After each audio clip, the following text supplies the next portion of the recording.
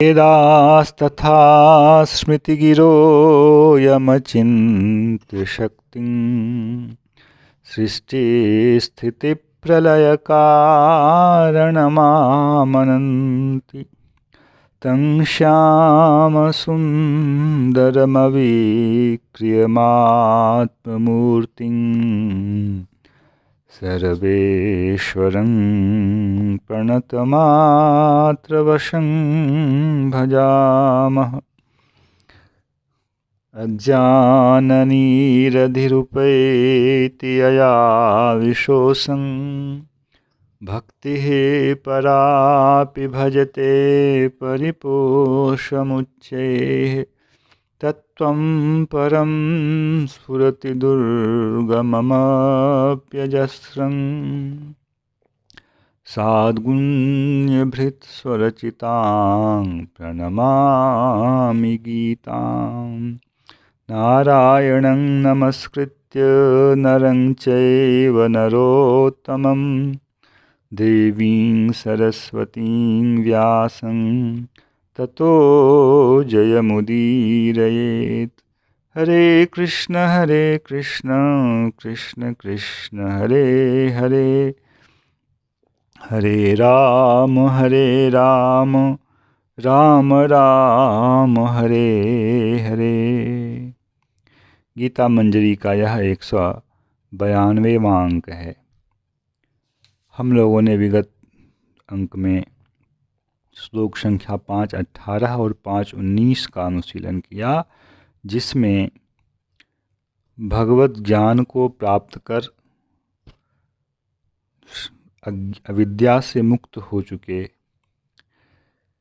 जीव का क्या लक्षण होता है, वह अंदर से किस प्रकार लोगों के प्रति, जीवों के प्रति भावना रखता है, ब्रह्म के प्रति भावना रखता है। इन दो विषयों को हम लोगों ने समझा। अब भगवान उसके बाह्य लक्षण को मुख्य रूप से कह रहे हैं। बाह्य वस्तु से संबंधित लक्षण, अनुभव ही प्रधान लक्षण होता है और वह हमेशा आंतरिक ही होता है, पर उसका संबंध किससे हो रहा है यह समझने का विषय है। 5:20 में भगवान कह रहे हैं, न प्रहृष्येत् प्रियं प्राप्य नो द्विजेत् प्राप्य चाप्रियं स्थिरबुद्धिरसम्मूढो ब्रह्मविद् ब्रह्मणि स्थितः। पिछले 5:19वें श्लोक में तस्मात् ब्रह्मणि ते स्थिताः, ब्रह्म सम है, ब्रह्म निर्दोष है और इसके मन में भी समता का पूर्ण भाव आ गया है, तो अवश्य ही इसका स्पर्श, इसके मन का संबंध जो है वह ब्रह्म के साथ हो गया, यह हमें समझना चाहिए। अन्यथा अविद्या से संसर्ग बने रहने के कारण वह समता की भावना में स्थित नहीं हो सकता है। किसी से राग करेगा, किसी से द्वेष करेगा। राग मतलब प्रेम, अनुराग। तो वह ब्रह्म में स्थित है, ऐसा कहने के बाद अब अपने जीवन को वह कैसे चलाता है, सुख दुख तो जीवन में आते हैं, इसको लेकर भगवान कह रहे हैं, न प्रहृष्येत् प्रियम प्राप्य। हम लोग अपनी प्रिय वस्तु की प्राप्ति के लिए ही अनेक प्रकार के धार्मिक कर्मों को करते हैं। हमें प्रिय वस्तु की प्राप्ति हो, अप्रिय वस्तु हमारे पास ना आए।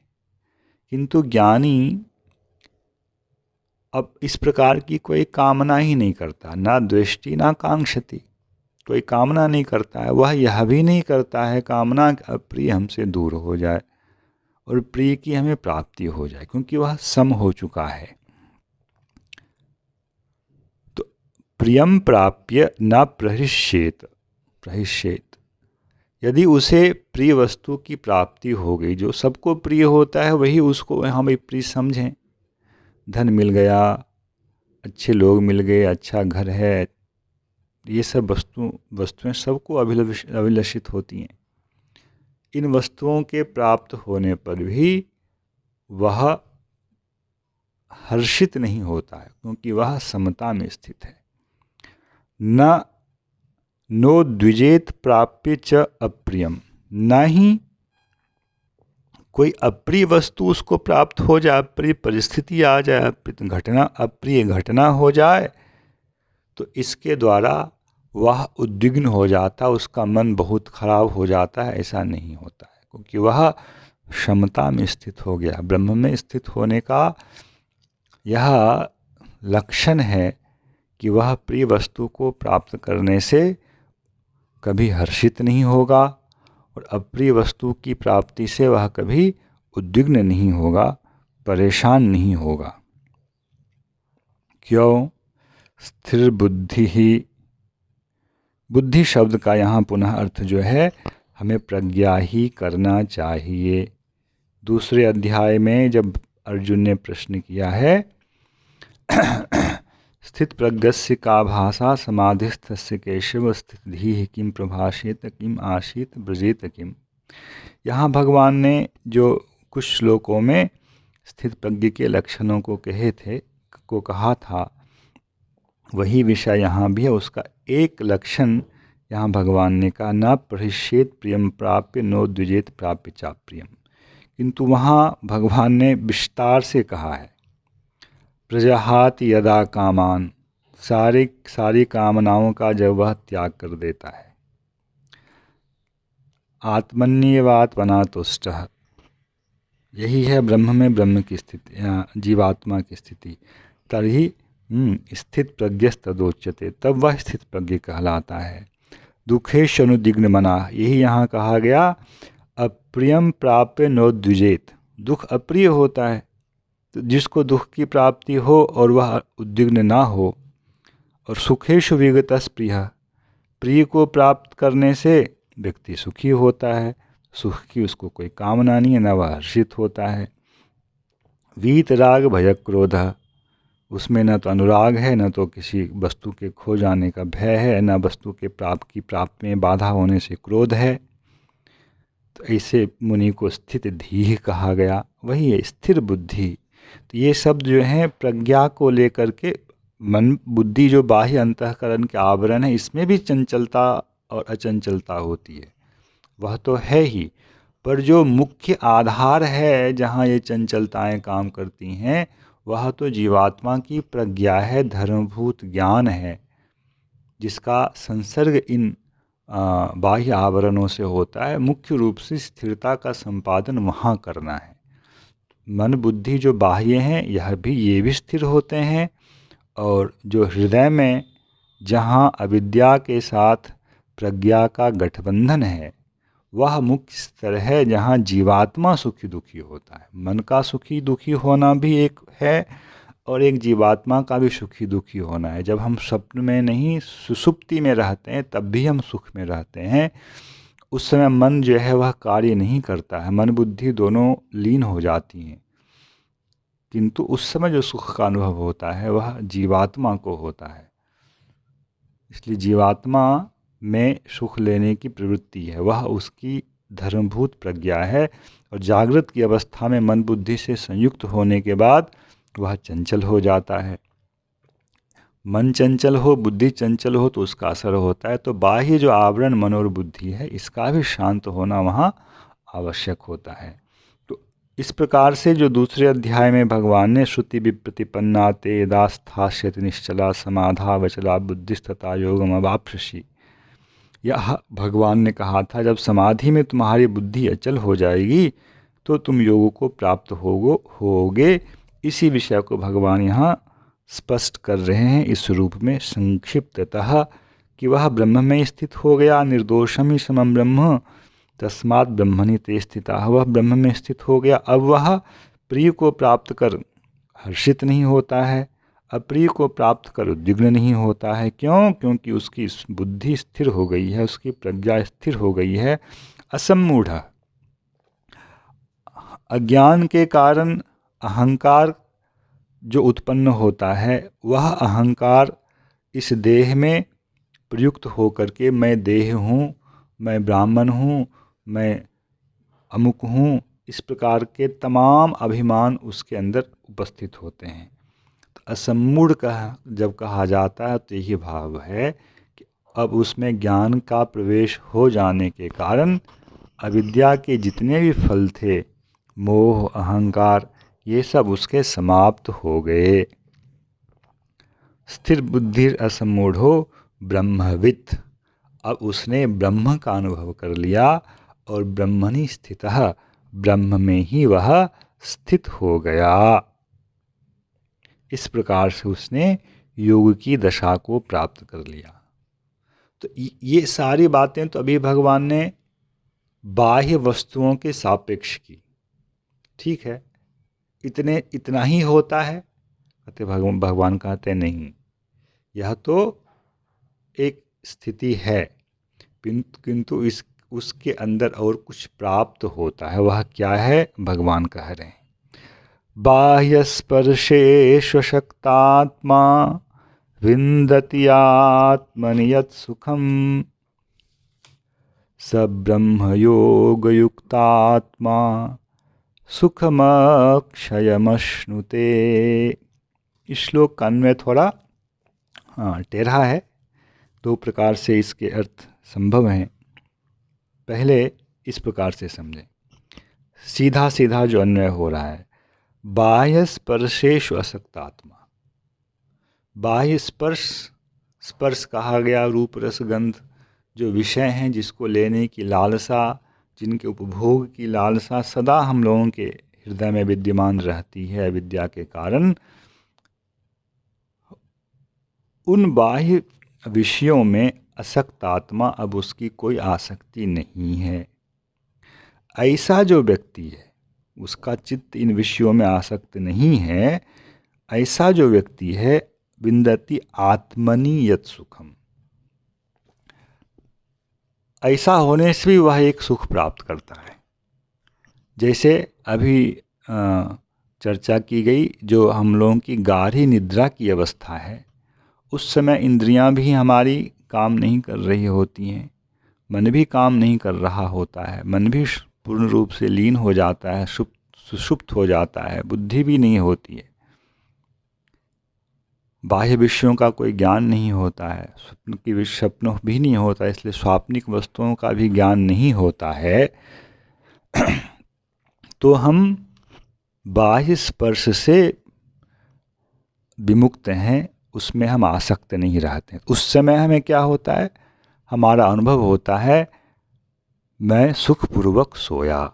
उस समय एक सुख की अनुभूति होती है।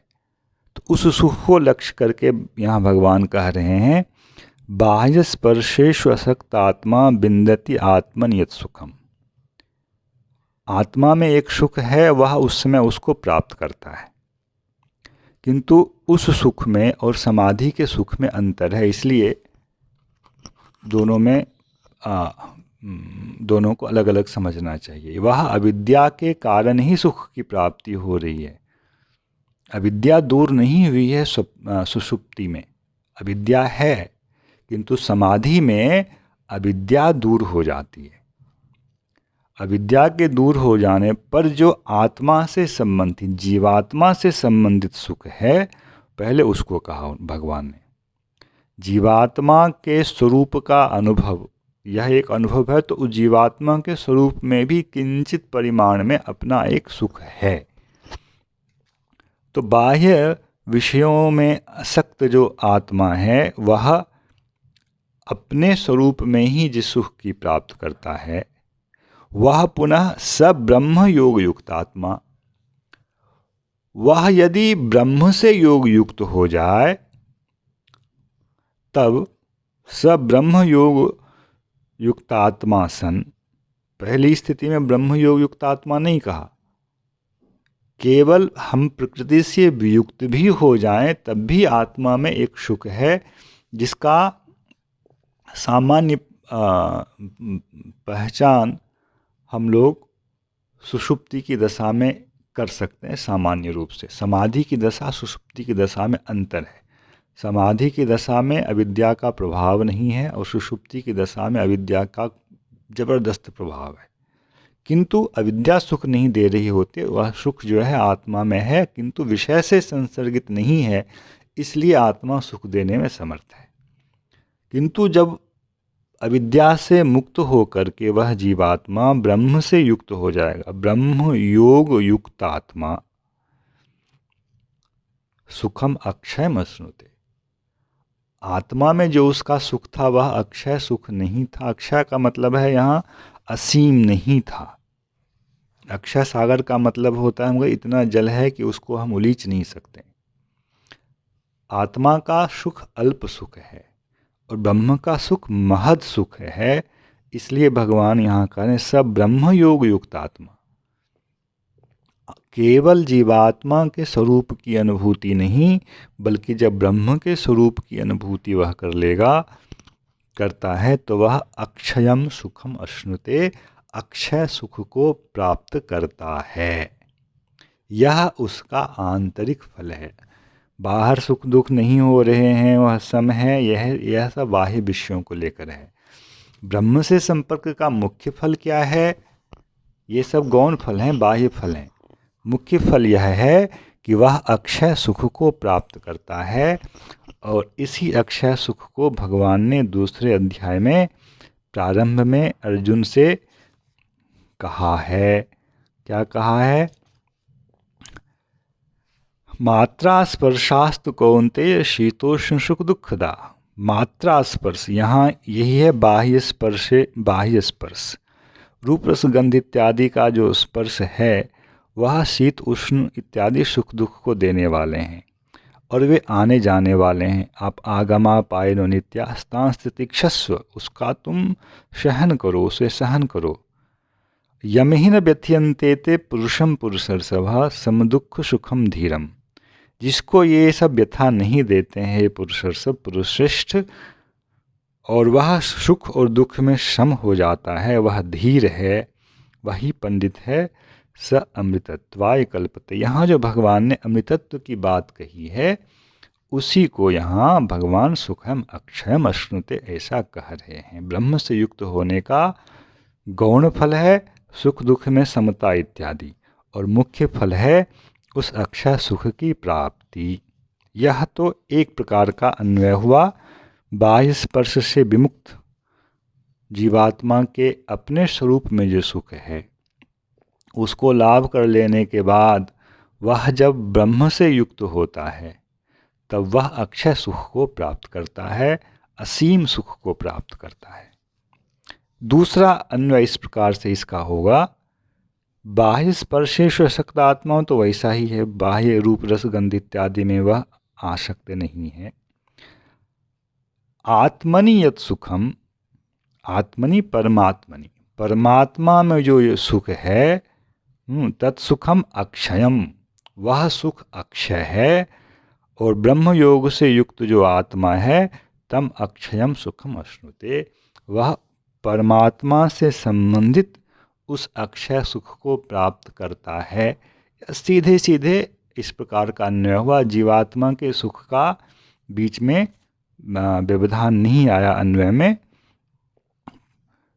आत्मनि यत् सुखम, परमात्मनि यत् सुखम, परमात्मा में जो सुख है तत्सुखम अक्षयम, वह सुख अक्षय है और तम अश्नुते, वह उसे प्राप्त करता है। तो अन्वय इस प्रकार से हो जाएगा, बाह्य स्पर्शेषु असक्त आत्मा पुनश्च ब्रह्म योग युक्तात्मा सह आत्म परमात्मनि यत् सुखम तत्सुखम तत् अक्षयम सुखम अश्नुते। इस प्रकार से दोनों लक्षण योग युक्त व्यक्ति के कहे गए, बाह्य में समता, सुख दुख इत्यादि में समत्व की प्राप्ति, और अंदर अमृतत्व की प्राप्ति, अर्थात ब्रह्म के स्वरूप से संबंधित जो सुख है उस सुख की प्राप्ति। इसके लिए ही भगवान कह रहे हैं अर्जुन तुम युद्ध करो। तुम जो मोह के स्तर से युद्ध नहीं करना चाह रहे हो उस मोह के स्तर से उठो और इस अमृतत्व की प्राप्ति के लिए, अक्षय सुख की प्राप्ति के लिए ये करो। कर्म का विधान शास्त्र में वर्ण के हिसाब से इसी उद्देश्य से बनाया गया है और तुम अपने उस कर्तव्य का पालन करो। जय श्री कृष्ण। हरे कृष्ण कृष्ण कृष्ण हरे हरे, हरे राम राम राम हरे हरे।